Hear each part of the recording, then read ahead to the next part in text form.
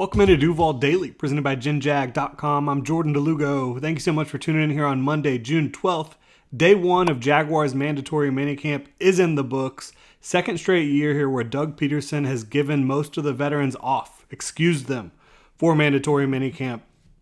Key storyline today, Kevin Austin's team. They won the paintball tournament last week to close out OTAs. No, but on a serious note, Doug Peterson did share the report dates for training camp. Something we didn't know until today. July 21st for the young guys, the rookies and first-year players, injured players, and quarterbacks. And then July 25th for the rest of the team. The Jaguars, they will get out on the practice field July 26th for the first time at Miller Electric Center. Will be so great for this team to have an upgraded football facility and to just not have to get on a bus and go over to Episcopal. Just one less obstacle to overcome with having their own place, and it's just going to streamline a lot of the different processes that a football team has to go through. So great stuff there, obviously, for the Jaguars getting into a really, really nice football facility. Excited for all the players and coaches on that front. Josh Allen, he's been doing his own thing up to this point, did not participate in voluntary OTAs, but he's back in Duval for minicamp. He says he's been focused on being better in 2023. He said his tape in 2022, by his standards, just was not good enough. So he's trying to improve in every area of the game, he said. For me personally, I think if he just finishes a few more of those pressures off, he's going to get paid big time. Going into his fifth year of his rookie deal, fifth-year option the Jaguars picked up. I think Josh Allen has everything in front of him to potentially have a monster year, one of the biggest years of his career, maybe the biggest year of his career, and go ahead and get paid, whether that's in Jacksonville or elsewhere. Obviously, hope it is by the Jacksonville Jaguars. Josh Allen has been a great teammate, hard worker. Excited to see what he does in 2023 for the football team. Evan Engram has not signed his franchise tag yet, so he's not under contract technically. So he's not required or even allowed to be at mandatory minicamp because he's, again, not technically under contract. The deadline for the Jaguars and Evan Engram to reach an agreement on a multi-year deal is July 17th. After that, it's either sign the tag or you don't play. Bottom line, that's going to be how it goes. And I think Evan Engram will end up signing the tag if the team and his representation cannot end up agreeing on a multi-year deal. I don't see any way that Evan Engram is not in Jacksonville in 2023. The key for these practices, for any practice really, every time you step out on that field, you just want to stay healthy. That's one of the most important things.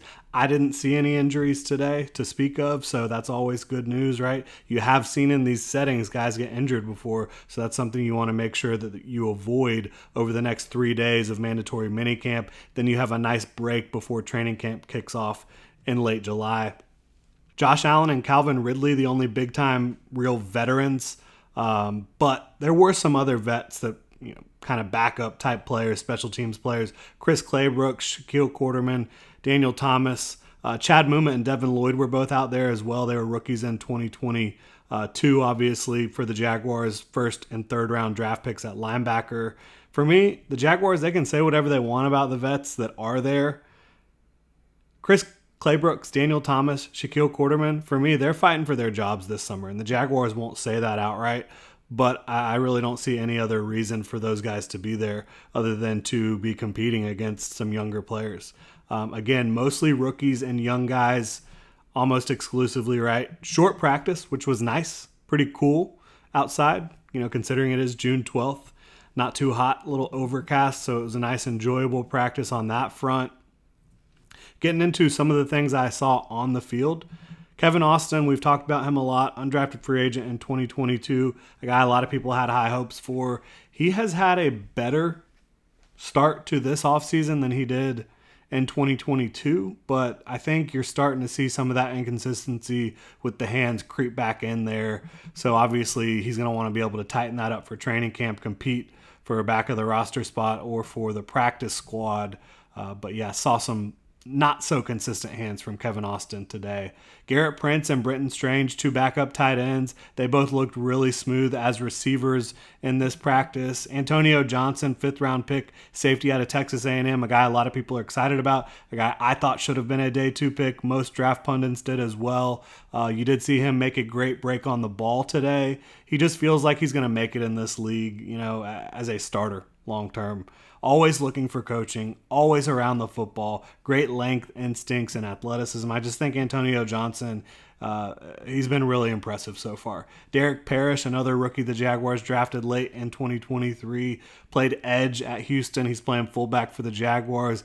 He caught a pass off a tipped ball, and then after he was able to dive to the ground and catch it, he got back up, started running towards the end zone. Tavon Campbell came and punched it out. So kind of one of the craziest plays you'll ever see. A tipped ball, Derek Parrish dives to the ground to go get it, gets up, then he gets stripped by Tavon Campbell. Kind of a wacky play, but that was kind of fun to see out there today. Elijah Cooks, the undrafted free agent out of San Jose State, big-bodied receiver. He was making plays down the sidelines today. He's looked good in terms of just his size, athleticism for his size, and his hands have been very consistent. You saw Devin Lloyd get an interception off a tipped pass. Can't say who threw it, but there's only one quarterback out there at camp, so that should give you a solid indication.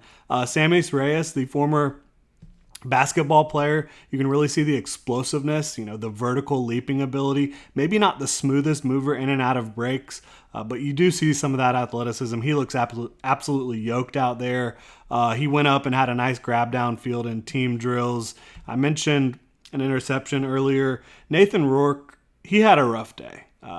Hate to rag on guys out there. Again, just mini camp. This isn't training camp, not fully padded practices. It's pretty light work overall, right? But saw some missed throws, saw some downright awful reads, quite honestly. So I think Nathan Rourke, he's going to want to rebound the rest of this week and play a little bit better. CFL legend Nathan Rourke. But that's all I got for y'all on the first day of Jaguars minicamp. The biggest thing, Josh Allen is back. Calvin Ridley was out there as well. He's looking good.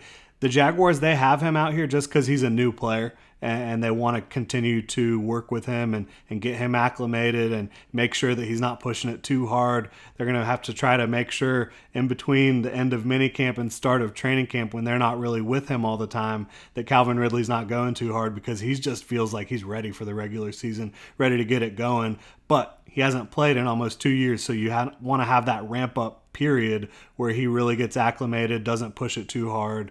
But great to see him out there. He continues to just look unbelievable, getting in and out of breaks, catching the football. Calvin Ridley is going to be a revelation for the Jaguars offense. But again, that's all I got for y'all. You can hit me up on Twitter at Jordan DeLugo. You can also hit that like and subscribe button on YouTube. Comment in the comment section below, obviously. If you're on your podcast platform of choice, please subscribe and review. If you need some new gear, check out genjag.com/shop. Plenty of stuff up there for you to go check out and gear up for the 2023 season. Y'all have a good one, Duval.